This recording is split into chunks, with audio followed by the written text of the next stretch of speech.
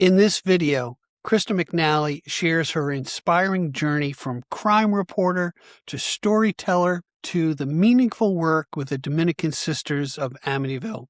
Discover how empathy, grassroots activism, and faith intersect to create an impactful community.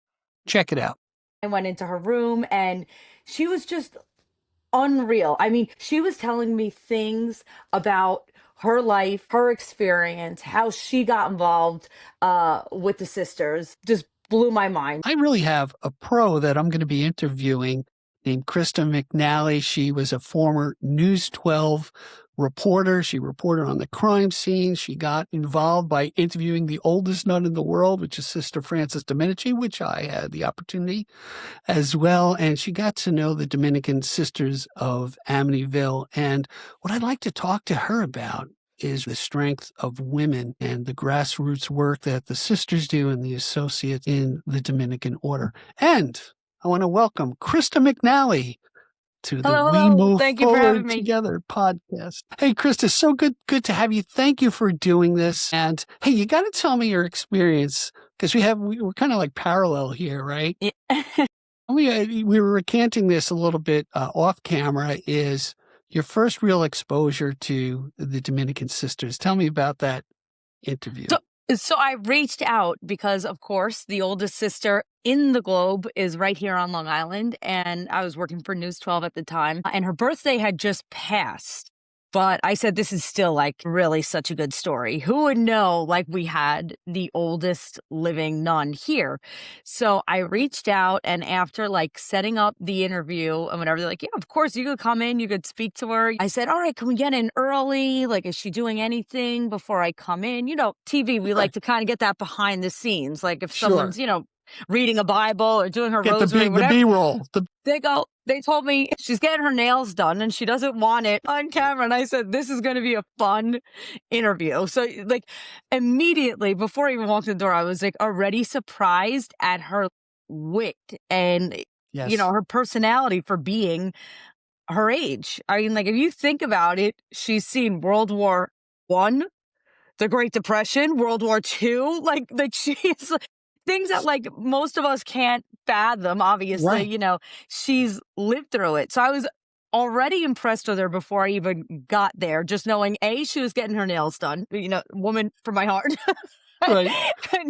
and B, that she was like ready to do this and like ready to interview and sit down with me. So I went and everyone there, like from the minute I walked in the door, was super like proud of her presence and very in awe of her. And they were like, are you ready? We're going to bring you in. You're going to speak with her. And then I went into her room and she was just unreal. I mean, she was telling me things about her life, her experience, how she got involved with the sisters that were just blew my mind, and she'd been working there for, almost 100 years of service, which is wild to think about. Most people can't even say like lived 100 years. No, she has 90 years of service. Right. And then, and she was also a teacher, retired from teaching at college.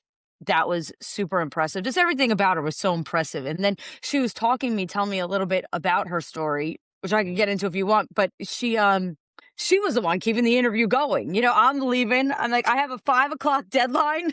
Right. I got to get this on air for 5, whatever. And she was the one just like really enjoyed being interviewed. Of course, then we were filming her after, getting all the shots of her for TV that make it all beautiful. The shots of her hands and close-ups of her face and all that fun stuff. And it was great. That was my first real introduction to the sisters. Then, of course, you make a million more connections.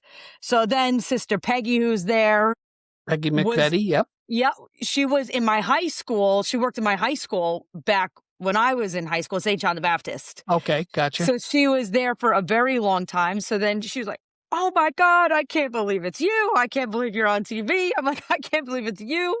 You're doing so well, everything. So then we got to talking, and then eventually they had asked me if I can host their annual luncheon.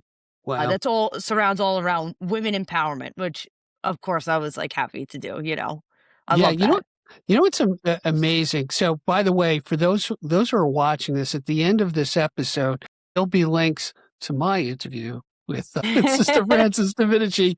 But I had a similar experience, and what I learned, and what really caught me, because I had the same introduction to the Dominicans as you did. You know, after years of going to Catholic school and grammar school, that was my first experience directly with nuns. Tell me if this happens with you. My thing was like, these they're hardworking, they're unsung, they're in the trenches, they know what the heck's going on, but they're so joyful. It just kind of there's a palatable joy. And with Sister Frances Domenici, there's a palatable grit and determination. I mean, she was a professor of mathematics at Malloy till she was 85 years old, Yeah. right? Yeah. And they live that. I feel like they know it, and it's such like a welcoming and happy place to be. And like you said, they're all working so hard. And when you hear about the work she did when she first joined the con, your mind is blown with how much they do a lot now. But when you hear about when she first entered, she told me all about how she was cleaning and they helped maintain the grounds. And then back then, because this is the early half of the 1900s, Right. helping farming so that Yep. there would be food for the other sisters that were there and the priest and everyone involved. Like it blows your mind. It Yeah. blows your mind. What's interesting to me is one, their story over 100 years. And the purpose, by the way, of this podcast is really to talk about the connections to the Dominican order and the four, what we call energy centers, which are ecology. She touched on the farming, right? Community, spirituality, and social justice, which is really in my wheelhouse of where my heart is, especially what's happening in the country today. So what they want to do, and I'm going to ask the audience, if anybody's interested, look in the description. There's ways to connect of if any of those energy centers kind of strike you of, hey, you know what? That's where my heart is. Contact us. We'll put you together with some great women of power. So tell me about your work with that, the empowerment of women. And you know what? I think men have kind of screwed up the earth over centuries, and you guys should really take more charge. Tell me about it. So when I spoke at their annual luncheon, you touch on those things, and then you make so many reference to women that have women. I find Uh-huh. have obviously that soft, maternal, loving touch to them, which so many. All of the sisters really have. You could feel their warmth when you're in their presence. You could feel it. So when I hosted their luncheon, you feel that welcoming warmth, like as if you're with your mom, your aunt, somebody close to you. Right. And it's a warmth through that also comes through in strength. So even when speaking with them, I made reference to people like Mother Teresa, like soft, small, the way she was, very like tiny and Demure, small, but right. Yeah. filled with so much love and compassion that then, of course, her message went all over the world. And she's somebody that's special to me in really everything I do. I don't really exactly have a reason why. I felt like my mother always gravitated towards, like, my mother did art for very many years, so she drew Okay. pictures of her, of Mother Teresa, and gave them to different churches and schools, and she always had books on them. So I feel like I gravitated towards that. So I tried to incorporate the works of Mother Teresa into my speech to the women that day. And then, of course, the women were all coming together, and many of them not sisters, opening up their pocketbooks for the cause and Uh-huh. participating in raffles and, helping them in any way they can. But it was such like a beautiful event, and to look around and see the strength of women and then all of them in one room, for me as one of the younger people probably in the room, it was very, very powerful. It's something that you look up to, but you strive to be, even if you're not a member of the Dominican Sisters. You see, like, so for me, I have two kids at home, but the way that they live their lives and the way that they give to others, I feel like is inspiring to everyone, especially as a younger person speaking to them. I felt like I was honored to be able to speak to them when they're really the ones that should be, preaching to me. It should really Right, right. should be the opposite. So to be there with them and in that room was something that honestly I'll never forget. I did it once before. They have another one coming up. We'll see if they'll ask me again. I'm sure they will. You know how that goes. Once you volunteer for one, it Right. usually keeps going. So You're in. You know what jumped out at me is you said the word preaching. And if you look at any Dominican Sister of Amityville, they have the initials OP, which is Order of Preachers. And what I find so fascinating is they really preach through their actions. And if you think about it, they know how to live in community. And I'm always thinking, you know what, especially with younger people today, and, we get caught up in social media, which we're doing now, yet we become less social and less connected. And yet I find the Dominicans know how to stay connected. And if you're a person listening to this or watching this, you got to ask yourself, how can I make connections with the type of people that I admire and the work they do? And how can they mentor me into other things? Hey, we're not looking to turn everybody into a nun or an associate, but we're looking to people of goodwill to say, you know what? That's a vehicle for me. And I got to ask you this, Krista. So you talked about the empowerment of women and empathy, right? You were a journalist. You were a crime reporter. I was watching your reels on YouTube and put together really well. How is how has empathy played a role in the tough, I would think, a tough job of reporting on horrific crimes and criminals and the effects of it? well, you have to have empathy. You have to have empathy because sometimes the things I find myself reporting on are so hard to Hmm. even say. So I'll give you an example. I Yeah, covered a please. full trial of this boy, Thomas Balva, who was left in his garage and froze to death at the Oh, age of yes, eight yes. I years old. remember that. Yes, yes. Yeah, it was out East Long Island, and we covered the whole trial. So when you're sitting in a trial, Wow. as a human being, as a mom, my son was 8 at the time. Oh, You're boy. listening from the teachers, the people that knew him. You're seeing autopsy photos of this Oh, young child. It's really very painful and it's very, very hard. And to be honest, on a personal level, outside of like journalistically, it was hard. It was a hard story to tell. So I had spoken to someone that I know, a very good friend of mine. I expressed to her, what I was feeling. I said, of course, I'm a journalist. The story's got to be fair and balanced. But as a mother, like I'm looking at, you know, mm. horrendous things that's very hard for me to take. And she explained, she's like, sometimes you have to be the voice of the victims. So I even if see. this boy can't hear or speak, excuse me, even if he can't speak, because unfortunately he passed away, like somebody has to be able to tell the story.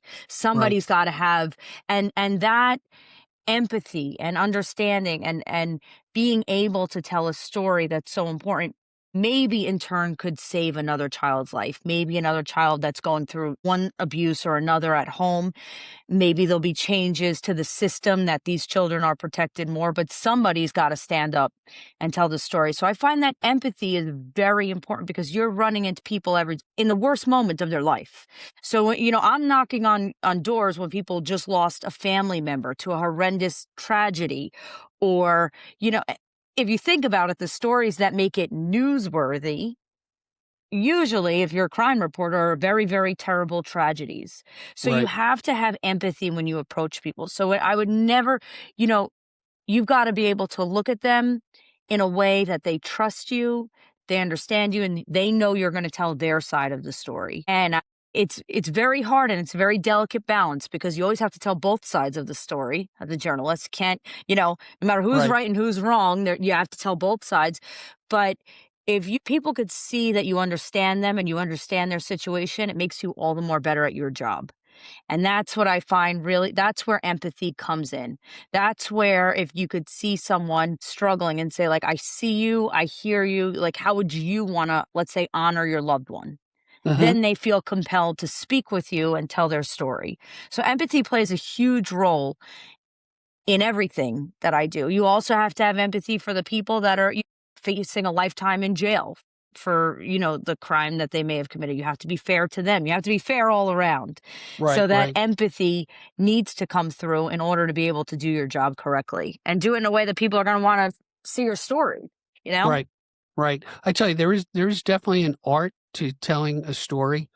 There is, I was just thinking about, it's a famous quote that Stephen Colbert had with Anderson Cooper on CNN, where I'm paraphrasing here, he says everything, even the most difficult things, are a gift from God. And his father and brother died horribly in an accident, and Anderson was like, "Do you really believe that?" He goes, "Yeah." He goes, "Even though I didn't want it to happen, okay, what did I gain from it? I gained empathy, going through pain, going through something that you can connect with somebody and make that human connection. Yeah, maybe it was a gift. It's tough to go through. I mean, there's pain in life." So my sister was in the hospital for Okay. 8 months. So what happened when she went through a routine surgery and she got septic, and Right. she was read her last rites 3 times. Oh my God. So to say it was the worst it could be, it was the worst that you could ever imagine. Right. So, and my family, I mean, this is a lot of it, but we're very close. Like, even, I have 2 sisters and we do everything together. Even now, we all can only live 1 mile apart and we're all adults, but we can't do anything without the other piece of the puzzle. My whole family, my parents included. And when she had gotten sick and she had, I can't remember, at least 12 surgeries, and Yeah, she's I read saw her that. last rites 3 times. She also is such a strong person. And the day they told her, like, all right, you're good to start like walking around a lot, and we want to like Wow. get you walking, because all of her organs failed one after the next. Her lungs, that like everything just failed. As Oh one my would God. get better, one would fail. And the day they told her she could start walking, she started running, and she ran the New York City Marathon 6 months later. So Oh, she is somebody that I made that video because, in a backstory, she was supposed to run the New York City Marathon with my mother and my other sister before she got sick, and she got sick. oh, So they wow. lost like a member of the team. Right. And after she went through this time that was just like, we didn't know if we would lose her, she was like, no, I'm strong. I could get through this. I could do this. And the second they said, like, okay, you could start like moving, and you're good to move forward with life, you're leaving the hospital, she started running and she ran the marathon such a short time later. And, so I make my contribution. I don't run, but I'm the video maker of the family. When you work on You're the TV, storyteller. you're the storyteller. So I made that video, for her and for her training. And then that year she had the surgery because she has endometriosis, which 1 in 10 women have. It's very Okay. common. It's hereditary. And that year she was the highest fundraiser on the entire endometriosis foundation team for the New Wow. York City Marathon. And she was honored at a ball in Manhattan. So it was, her life came full circle. And then of course I was there to tell the story and make the video. Yeah, and that ties into, so you're there, how many of us have been present with somebody and yet helpless? Like, what can I, you feel like you can't do, there's nothing you can do. I mean, and some of us turn to fight the medical guys and try to do this and that, and we're all kind of pushing hopefully in the right direction. So, um, man, that's where you gain empathy, right? For seeing your sisters struggle. You know what? You guys looked a lot the same. That's why I thought it Yeah, was we you. do. We do. I don't know if I'm as strong as her though. Uh, I definitely look up to her strength. She might be the youngest, but stronger than all of us, I think. that's really great. And that's where, the lesson for me, and that's family community, right? You're leaning on each other's shoulders to get through this, emotionally and physically. And man, God bless your sister. That's great. I got to have her on. Yeah. She's Holy great. Well, and mackerel. then now she's a nurse because it inspired her whole Oh, come scenario to on. help people like what she went through. So she is now a nurse. Yes, and she's doing very, very well. So So, now through that almost tragedy, right? Tragic yeah, time, you know, she 50 signed up some for odd, nursing school. Yep. and now she's a blessing to other people. Yep. That's really great. And that's what I'm finding. And I always bring back to the sisters, I'm finding these, and you said, like, once you get pulled in, you're pulled in, right? Is the other connections that you have with each other. What led you to journalism? What led you to pursue a career in front of the camera? So this sort of an interesting story too. So when I was right around 12 when September 11th happened, Okay.